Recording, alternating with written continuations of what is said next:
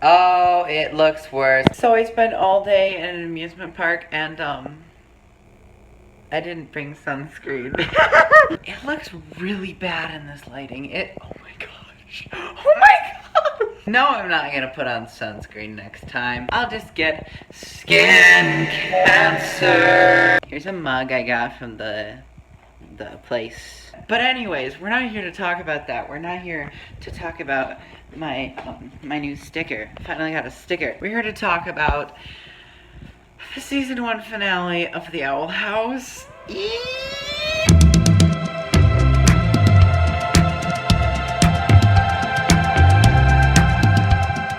Clowns. That's what y'all look like. You look like clowns. Because last week, y'all wanted to kill Lilith after finding out she's the one who cursed Ida.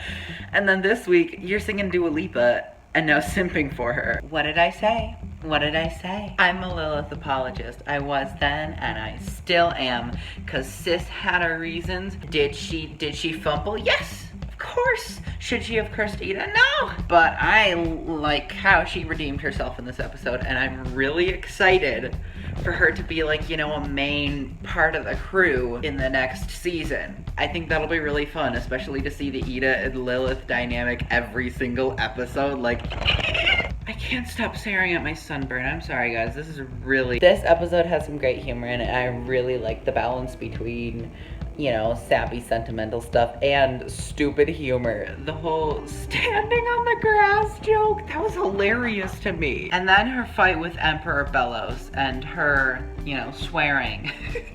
Legitimately sounds like she's swearing. Talk to the glyph, bitch! I thought that fight was really cool, and I gotta tell ya, I'm in love with Emperor Bellows. Not as like a person, because obviously no, but like from a character perspective and as an intimidating villain.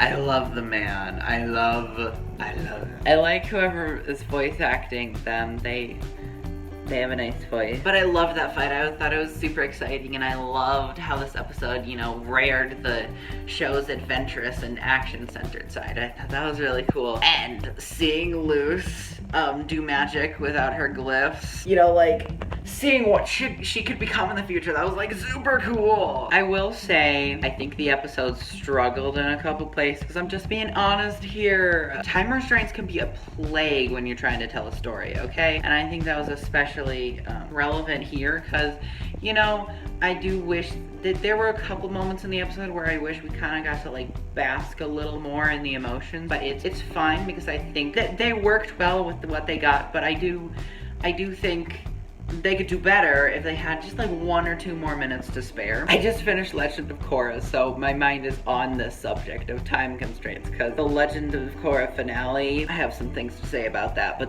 this isn't about Legend of Korra. But overall, that's really just a tiny complaint. I loved so much about this episode. I especially loved the backstory aspects of it. I loved the beginning couple minutes learning about the origin of the Boiling Isles and the Emperor's Coven, and I think that provides some really unique setup for where the show's going in the future. I don't know if I've mentioned this yet, but I really like the show's underlying messages about freedom of expression, and I feel confident that the show is going to dig even deeper into that in the coming seasons. And learning more about where the Emperor's Coven came from and what the Emperor is about made me even more excited to see the show explore that. So I also loved the flashbacks with Ida and Lilith. I don't know why, it was just super intriguing to me. And I think the setup of Luce destroying her only way back home was a good way to set up season 2. I really do.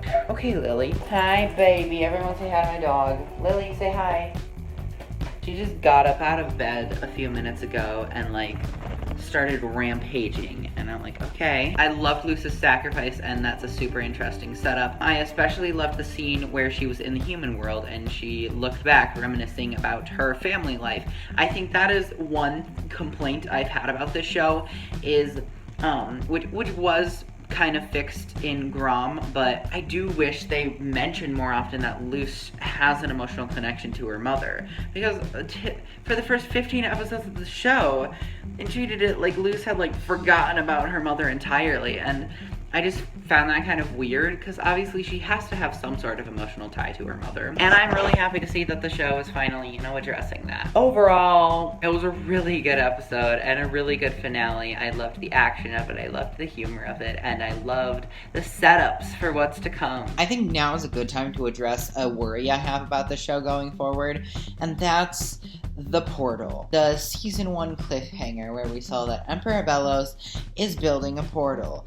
To me, that just seems like the most generic option. What? He wants to build a portal to the human world to take it over or whatever? I'm really hoping there is some deeper and more interesting reason why Emperor Bellos wants to get into the human world, but for now, I really do worry that it's just going to be a generic, I want to get there so I can take the human world over. I'm really worried about that. And I think that soured my thoughts on this episode a little bit. So I originally gave the episode a 10 out of 10 score, but I'm gonna have to go with like an 8.5. And yes, I mentioned the pacing problems, which I think I still do have an issue with.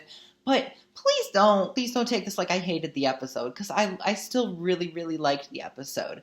But I did have some problems with it, and hey, if we're going to be reviewing every episode of this, we gotta be honest with our thoughts. But yeah, 8.5 out of 10 episode. What did you think of the episode? Tell me in the comments. I would love to hear your thoughts, and please subscribe for more Owl House content. I am going to be reviewing every episode of the show until it ends.